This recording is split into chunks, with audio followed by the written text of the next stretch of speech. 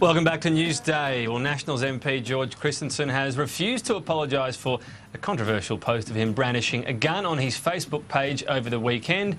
Mr Christensen said he's not concerned the AFP are investigating the Greens' complaint after the photo of him. He says the post, which included saying "you got to ask yourself, do you feel lucky, Greenie punks," was a joke. But ultimately he did take it down because acting Nationals leader Nigel Scullion asked him to do so. I'm not going to be moralised at by these extreme Greens, for a joke that I put up on social media when these people, these extreme Greens, are engaging in legal activism. People who are talking about referring it to the police who just simply batted it away and said there's nothing to see, that I'm not going to be moralised by them. I mean, they're the ones committing illegal activities up there. They're the ones putting lives at risk. They're the ones doing something wrong that actually is endangering lives. Well, joining me live now is Liberal Democrats Senator David Leyonhjelm for a bit more on this and some other issues as well. Senator, thanks for your time today. Now, it seems pretty obvious to me it's a joke, but is it a pretty tasteless one as well? No, I think it's a perfectly reasonable joke.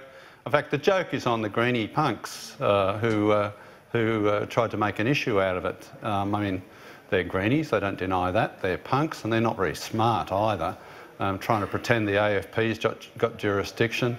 Queensland Police told them to basically get lost. They got nothing to complain about. It is obviously a joke. Everyone knows the Dirty Harry line. Get over it, is my advice to them. What about, I mean, one of the things that popped into my mind was the case of Glenn Turner, an environmental officer who was shot and killed by a farmer trying to enforce what he was doing within his job. Does that give you any pause for thought? No, that was an outright case of murder. This is a picture on a Facebook post, for God's sake. We're not talking about anything even remotely comparable, apart from the fact that the Greenie idiots are taking umbrage at it. They're the ones, Senator Di Natale and Senator Hanson-Young, they're the ones who ought to be apologising for making such a big deal out of what is very clearly intended to be a bit of light-hearted political commentary. They really need a cold shower. All right, well, it's taken down, but unrepentant George Christensen, I'm sure we'll all move on from it. That's a bit of a shame, as a matter of fact, that it was taken down.